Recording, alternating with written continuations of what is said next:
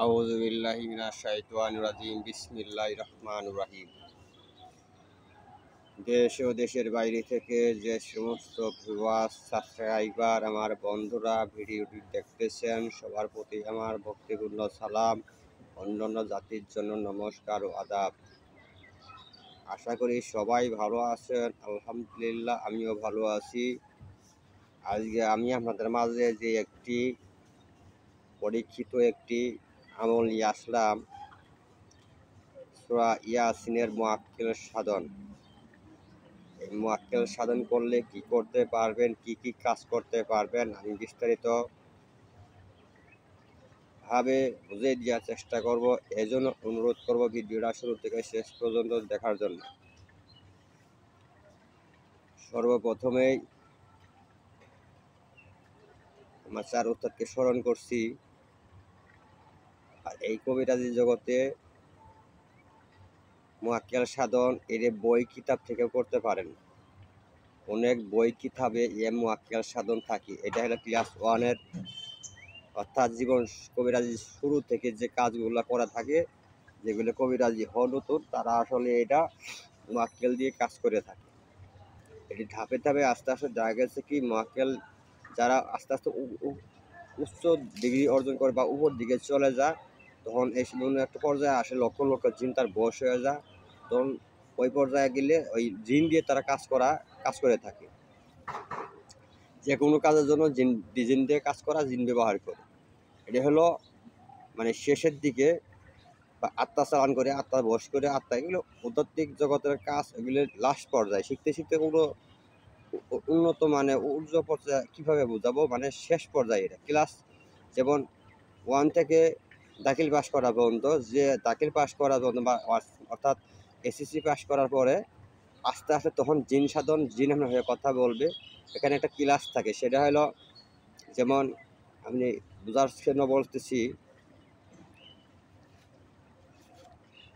জীবনে প্রথম যখন স্কুলে গেছেন তখন হাতের লেখা আর দাখিল পাস বা মানে এসএসসি পাস করার পরে তখন মেধা আর হাতের লেখা এক হবে না। তেমনি আর কি, এই জগৎটা হলো রুহানি শক্তি নিয়ে খেলা।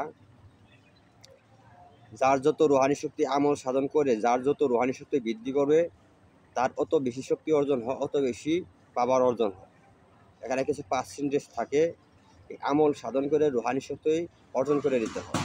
আর একা একা আমল করে রুহানি শক্তি অর্জন করা সম্ভব না। কেননা কোনো কথায়, কোনো দোয়ায়, কোনো কাজে, নিয়মে যদি ভুল হয়ে থাকে, 40 দিন বা 21 দিন সাধন করছেন, এটা ব্যর্থ। এই জন্য গুরু বা ওস্তাদের প্রয়োজন হয়। এই জন্য গুরু বা ওস্তাদ লাগে। যে কোনো কাজ করেন না করো, ওস্তাদ ছাড়া কোনো কাজ শিখতে পারবে না, কোনো কাজে কেউ সফল হতে পারবে না। যাই হোক, আমি যে আমল দিতেছি এটা অনেক পরীক্ষিত আমল। যদি এই আমল নিয়ম কারণ সহ দিতেছি, আমল করতে যাই যদি কারো কোনো প্রকার সমস্যা হয়, আমল চলাকালীন বা শেষের দিকে যদি কারো কোনো ব্যান্ড আঘাত করে বা শারীরিক কোনো সমস্যা হয়, জিন যদি কোনো আক্রমণ করে, তাহলে আমার চ্যানেল এবং কি আমি তান্ত্রিক ফজলুল শাহ দায়ী থাকিব না। এটা আমরা নিজ দায়িত্ব করবেন। এটা ভয়ঙ্কর একটা বিদ্যা। তবে যদি কেউ আমার সাথে যোগাযোগ করে পারমিশন নিয়ে এই কাজটা করেন, সাধনটা করেন, যদি অনুমতি দেই আমি, অথবা অন্য কোনো উস্তাদের কাছ থেকে অনুমতি নিয়ে যদি কাজ করেন, তাহলে এই দায়ভারটা ওই উস্তাদেই নিবে। আর যারা আমার শিষ্য আছে, তাদের তো আমার কাছে আসছে, সাধন করছে, আমি এজাজত দিছি, গুরু দক্ষিণা দিছে, অনেক বিদ্যা দিয়েছি, তারা কাজ করতেছে।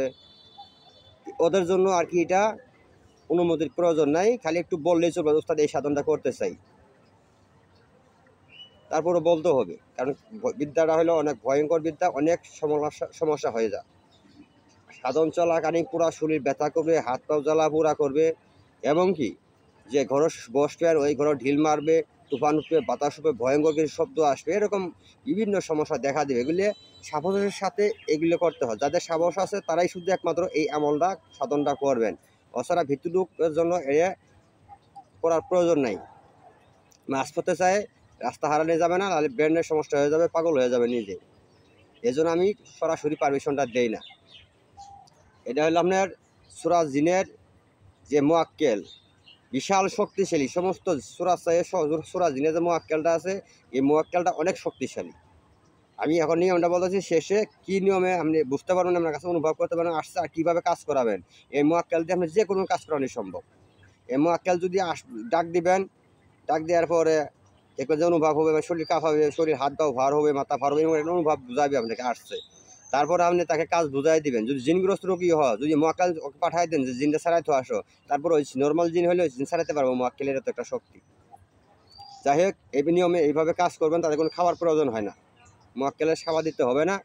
তবে ওনার নামে সাধন শেষ হইলে পরে ওনার নামের উপরে কিছু মিষ্টি, মুসলিম জাতির হিসাবে মিষ্টি বা কিছু খাবার মসজিদ মাদ্রাসায় দান করে দেবেন, বাচ্চাদের খাওয়াই দিবেন সাধন শেষে।